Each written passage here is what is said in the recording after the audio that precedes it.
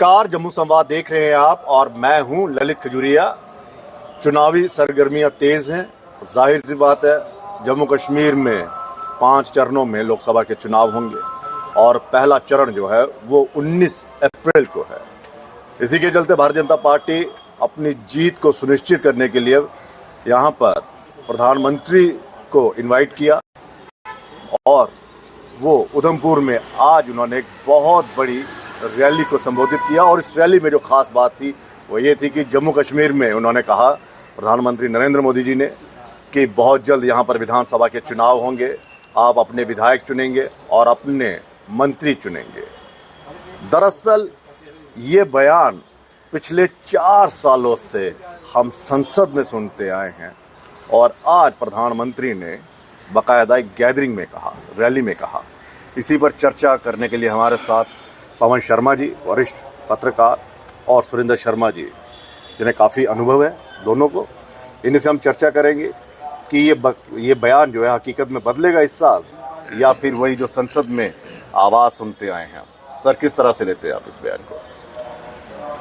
देखिए, गृह मंत्री ने भी पहले बोला था, आज प्रधानमंत्री ने भी उधमपुर में बोला, उससे पहले भी संसद में भी ये कई बार बोल चुके हैं। जम्मू कश्मीर की मौजूदा जो स्थिति है उसका अगर अभी हम आंकलन करते हैं तो चुनाव के लिए माहौल बन चुका है। अब यहाँ पर विधानसभा के चुनाव करवा सकते हो और उसकी मुख्य वजह भी यही है कि उपराज्यपाल मनोज सिन्हा को गाजीपुर में टिकट ना देकर जम्मू कश्मीर में रखना कहीं ना कहीं ये संकेत हैं कि जम्मू कश्मीर में विधानसभा के चुनाव बहुत जल्द करवाए जाएंगे। जैसा मैंने पहले कहा था कि अभी वो इस साल में मुझे नहीं लगता हो पाएंगे, लेकिन 2025 में विधानसभा के चुनाव हो सकते हैं और इस तरह के संकेत पहले भी कई बार मिले हैं और ये कन्फर्म है कि चुनाव होंगे। और डेमोक्रेटिक सेटअप करने के लिए सुप्रीम कोर्ट ने भी कहा था कि आप जम्मू कश्मीर में लोकतंत्र की बहाली के लिए ये सरकार कोई कड़े कदम उठाए। और विपक्ष भी यहाँ पर ये मांग करता रहा है कि यहाँ पर चुनाव नहीं करवाए जा रहे हैं, यहाँ पर सरकार नहीं है, लोगों तक बात कैसे पहुँचाई जाए, क्योंकि आपका पूरा डेमोक्रेटिक सिस्टम जो है इस समय ठप पड़ा हुआ है। ना तो आपके पास सरपंच है, ना पंच हैं, ना नगर निगम के कॉरपोरेटर हैं, ना नगर पालिकाओं में जीते हुए वहाँ पर उनके जो वार्ड मेंबर हैं वो कोई भी नहीं है आपके पास। तो वहाँ लोगों की बात ऊपर तक पहुँचाने के लिए एक पूरी प्रक्रिया होती है। टायर होते हैं, first tier, second tier, 2 tyre, 3 tyre, 4 tyre, यहाँ तक सिस्टम चलता है, वो नहीं है। उसको बहाल करने के लिए ज़रूरी है कि चुनाव करवाए जाएँ। और अब जिस तरह से सरकार कह रही है कि करवाएंगे और मुझे लग रहा है कि चुनाव होंगे, लेकिन इस साल बहुत मुश्किल है, अगले साल। अगर इस साल ही चुनाव होने हैं तो पब्लिक गैदरिंग में इतना कुछ बोल के क्या साबित करना चाहते हैं? सर, आपको क्या लगता है इसी साल चुनाव होंगे? देखिए खजूर साहब, आज जो प्रधानमंत्री नरेंद्र मोदी ने कहा है, बड़ी बात यह है कि जम्मू कश्मीर के लोग किस हद तक इस बयान पर भरोसा कर सकते हैं कि जल्द चुनाव होंगे। जिस तरह से पवन जी का अपना तजुर्बा है, वरिष्ठ पत्रकार रहे हैं, अगर 2025 में होने हैं तो 1 साल पहले बोलने का कोई मतलब नहीं बनता। तो ये दोनों चीज़ें आप देखिए कि 1 साल पहले ही आप बोलना शुरू हो गए कि चुनाव होंगे, स्टेटहुड दे देंगे, तो क्या जम्मू कश्मीर के लोग 1 साल तक आपके ऊपर भरोसा करेंगे? दूसरा ये है, वही बात है कि दूसरी बात ये है कि आपके गृह मंत्री भी बोलते हैं बार बार, अभी तो इस पर विश्वास नहीं हो रहा ना, पार्लियामेंट में भी बोलते हैं। भाई आपका ही अगर जैसे अगर आप कहें कि बी टीम नाम नहीं कहते, लेकिन पूर्व मुख्यमंत्री जम्मू कश्मीर के केंद्र के मंत्री रह चुके हैं, उन्होंने खुद बोल दिया कि मुझे नहीं लगता विधानसभा के चुनाव इस साल होंगे और इसलिए मैं एमपी की इलेक्शन लड़ रहा हूँ। तो वही चीज़ है कि ये आज का पूरा भाषण अगर हम देखें तो उसमें मुख्यतः एक बात ही जिसके ऊपर सबसे ज़्यादा फोकस है और जिसके मुताबिक लग रहा है कि बीजेपी को थोड़ा वोट शेयरिंग बढ़ने के आसार हैं कि हमने असेंबली इलेक्शंस की बात कर दी, हमने स्टेटहुड देने की बात कर दी। वो तो आप पिछले 3-4 साल से कर रहे हैं। अब उसके लिए भी अगर 1 साल और इंतज़ार करना पड़ेगा तो उससे आप अंदाज़ा लगाइए कि पीएम मोदी की रैली दोनों कैंडिडेट्स की जीत को सुनिश्चित करने में और वोटर को अपनी तरफ लाने में किस हद तक असर डालेगी, ये भी एक बड़ा सवाल है। ये बयान कुदरती है कि पिछले 3-4 साल से तो आप कह रहे हैं और अगले 1 साल भी अगर चुनाव नहीं करवा रहे तो आप उम्मीद कर रहे हैं कि इसी आधार पर आप वोट भी मांग रहे हैं। तो लेकिन सर, एक बात है, अगर आप कह रहे हैं कि इस साल नहीं होंगे, अगले साल होंगे, तो फिर सुप्रीम कोर्ट का दिशा निर्देश जो दिए हैं वो अपने आप में एक सवाल है। अपने सवाल फिर क्या सुप्रीम कोर्ट जब कह रहा है आप उसकी बात भी नहीं मान रहे। सुप्रीम कोर्ट ने कहीं भी आपको डेडलाइन नहीं दी है सर। सितंबर 2024 दूसरा क्लास किया था सितंबर 2024। पूरी खबर क्या थी? उन्होंने कहा कि आप सितंबर तक डेमोक्रेटिक सेटअप को बहाल करिए। सरकार को अगर लगता है कि वहाँ पर सुरक्षा की दृष्टि से हालात उस कदर हैं कि आप विधानसभा के चुनाव करवा सकते हैं तो आप करिए। तो सरकार के पास तो सीधा सीधा मसला है। अब मुझे बताइए सितंबर में आप कैसे चुनाव करवा सकते हैं? नहीं, इसमें एक सवाल है कि क्या सरकार जम्मू कश्मीर में असेंबली इलेक्शंस ना करवा के ये मैसेज दे रही है कि जम्मू कश्मीर के हालात ठीक नहीं है? दूसरी तरफ तो आप लगातार ये कह रहे हैं कि जम्मू कश्मीर के हालात बदल रहे हैं, जम्मू कश्मीर के हालात ठीक हो रहे हैं। सिक्योरिटी मैकेनिज्म वही है जो लोकसभा चुनाव के लिए है और पार्लियामेंट असेंबली इलेक्शंस के लिए भी वही होना था। मैं उस चीज पे ये भी मांग उठी, G20 था ना यहाँ ये भी, हाँ, उसमें भी आपने मैसेज दिया पूरे अंतर्राष्ट्रीय स्तर पर। आप एक चीज आप जम्मू कश्मीर की पूरी जो यहाँ का जो नहीं, आज के भाषण में उन्होंने कहा कि हमने आतंकवाद को खत्म कर दिया। आज जो चुनावी मुद्दे हैं, पहले आतंकवाद, अलगाववाद, ये चुनावी मुद्दे हुआ करते थे, आज वो चुनावी मुद्दे ही नहीं है। क्रेडिट ले रहे हैं ना आप भाई। इस बात का। आप मुझे सिर्फ ये बता दीजिए, मैं उस चीज पे नहीं जा रहा हूँ कि आप कह रहे हो कि आतंकवाद पूरी तरह से खत्म कर दिया, कहीं खत्म नहीं हुआ, वो अभी भी है। ये है कि वो थोड़ा ठंडा है। अच्छा, क्योंकि अभी भी यहाँ बहुत से, अगर आप आंकड़े देखो, कभी आईजी सीआरपीएफ, कभी आईजी बीएसएफ, जहाँ कोर कमांडर, जहाँ डीजीपी, जहाँ एडीजीपी के जो बयान आते हैं, कोई कहता है 260 सक्रिय हैं, कोई कहता है 360 हैं, जिसमें विदेशी भी हैं, लोकल भी हैं, कश्मीर में भी है, रजौरी पुंछ में भी है। कल एक लोकल मारा गया है। हाँ, एक लोकल मारा गया। तो रात को दरहाल में भी कुछ लोगों ने सस्पेक्टेड मूवमेंट देखी है। तो ये उनकी तादाद है, वो आप आंकड़ों पे मत जाओ। मेरा सवाल ये है कि आप सितंबर में कैसे चुनाव करवा सकते हैं? अभी कौन सा महीना आपका चल रहा है? ये अप्रैल। जून तक आपके लोकसभा के चुनाव जो हैं वो समेटे जाएंगे। उसके बाद अमरनाथ यात्रा शुरू हो जुलाई में जाएगी, आपकी अमरनाथ यात्रा शुरू हो जाएगी। अगस्त रक्षाबंधन के दिन आपकी यात्रा खत्म होगी। फिर आ गया सितंबर महीना। सितंबर महीने में आपका पूरा इलेक्टोरल प्रोसेस शुरू होगा, सिक्योरिटी डिप्लॉयमेंट करोगे।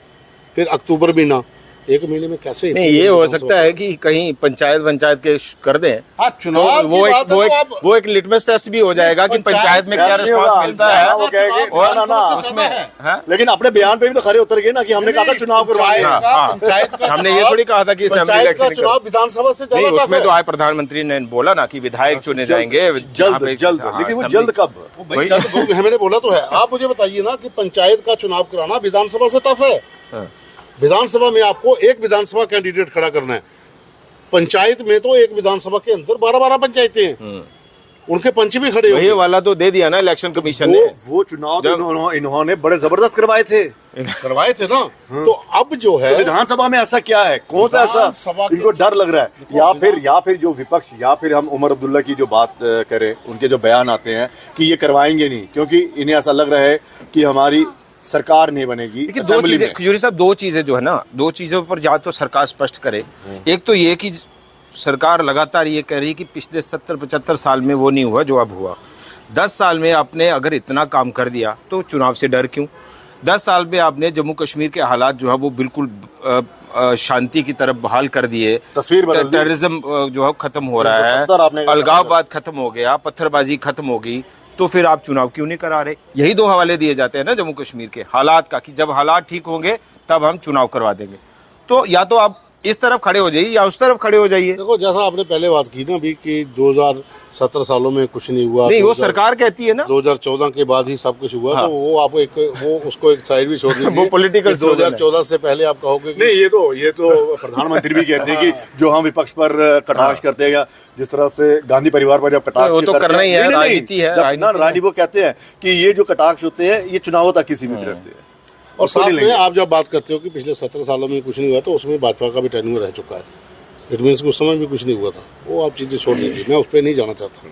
मैं बात इस मुद्दे पे कर रहा हूँ कि आपको जम्मू कश्मीर की पूरा डेमोग्राफी समझनी पड़ेगी।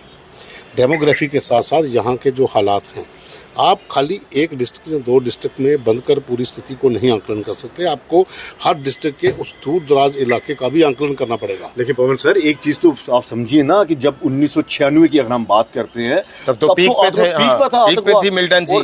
99 में भी ये नहीं कह रहा हूँ, चुनाव करवाए थे। ये नहीं कह रहा हूँ कि उस समय के आज कल्पना करो तो आज के हालात में बहुत ज्यादा फर्क है। मैं ये नहीं कह रहा हूँ कि ये नहीं करवा सकते, मैं ये कह रहा हूँ करवा सकते हैं चुनाव।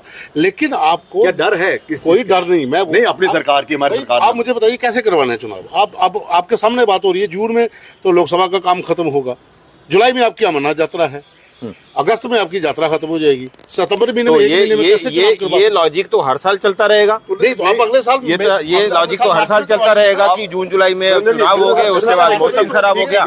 मुझे सिर्फ एक बात का ये है कि जम्मू कश्मीर के लोगों को लोकतंत्र से दूर रखने का कसूर क्या है कि जम्मू कश्मीर के लोगों को डेमोक्रेटिक राइट जो है वो पिछले 4-5 साल से आपने उसके ऊपर कब्जा कर रखा है, ताला बंद करके रखा हुआ है। मुझे सिर्फ इस बात का जवाब दे दीजिए कि वो कह रहे हैं 370 जो थी, आप कह रहे हैं भाई, आप कह रहे हैं आप विकास भी करवा रहे हैं, आप कह रहे हैं आप हालात भी ठीक कर रहे हैं, उसके बाद भी आप चुनाव भी नहीं करवा रहे। मैंने आपको पहले तो कहा ये चीजें लोगों की आवाज सरकार तक पहुंचाने के लिए आपके पास इस समय कोई साधन नहीं है, ब्यूरोक्रेसी आपकी सुनती नहीं है।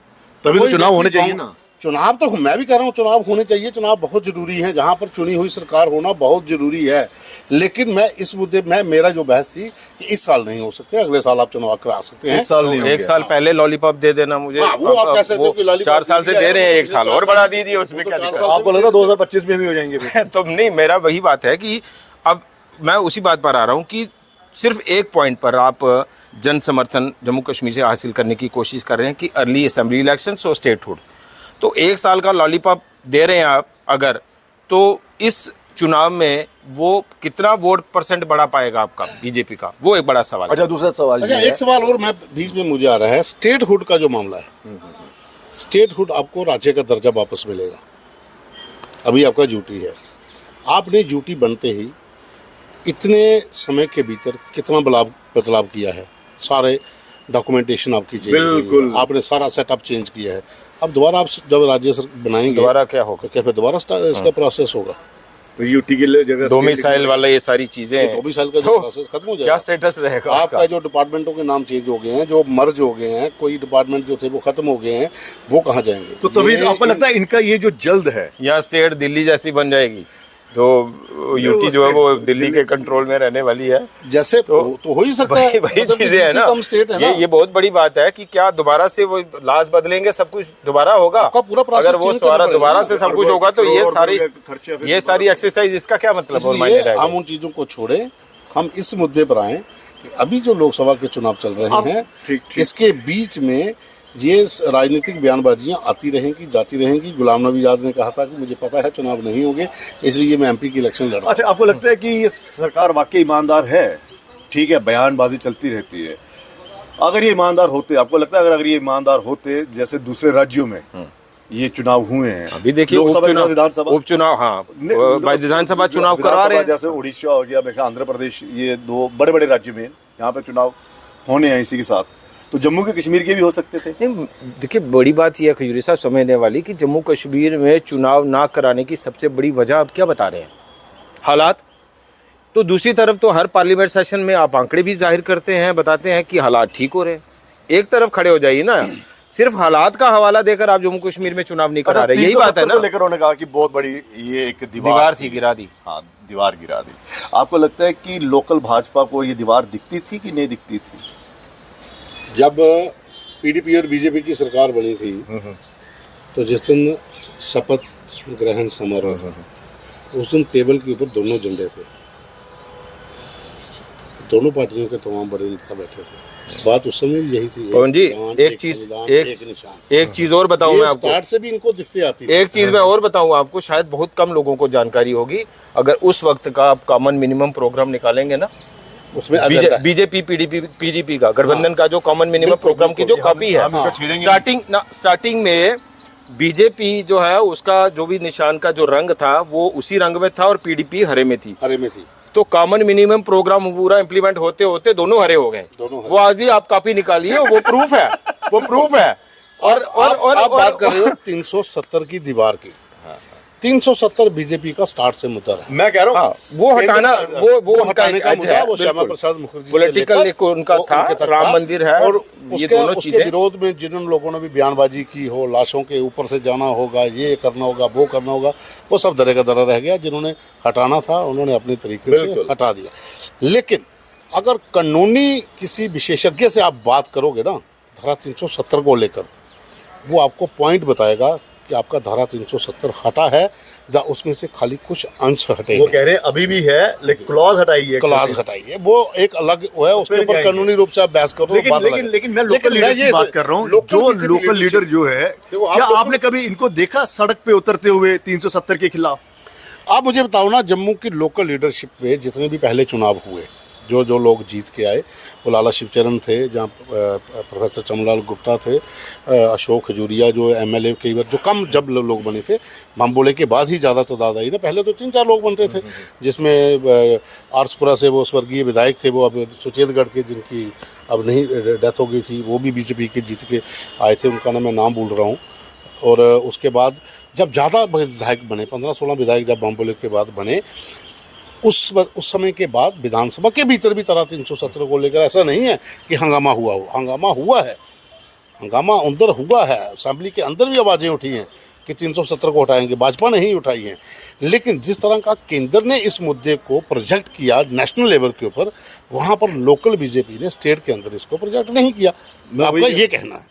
तो उसमें मैं सहमत हूँ कि वो इस तरीके से नहीं कर पाए। लेकिन जब बात आती है धारा 370 को हटाने की, 35A को हटाने की, उसका किन किन लोगों को लाभ मिला, किन किन लोगों को लाभ नहीं मिला, होली सोली देखा जाए तो कश्मीर के लोगों ने तभी से कमेंट आना शुरू हो गए थे, हमारा कुछ नहीं बिगड़ेगा, भुगतना आपको जम्मू वालों को पड़ेगा। वाकई हम क्या भुगत रहे जम्मू? आप देख लीजिए, आपके सामने आप देख लीजिए ना किस तरीके से आप कहते हो कि आप नहीं भुगत रहे। प्राकृतिक संसाधनों सब आप देख लो, आप फिर माफी आना शुरू हो गए, अपने तरीके से काम हो रहा है।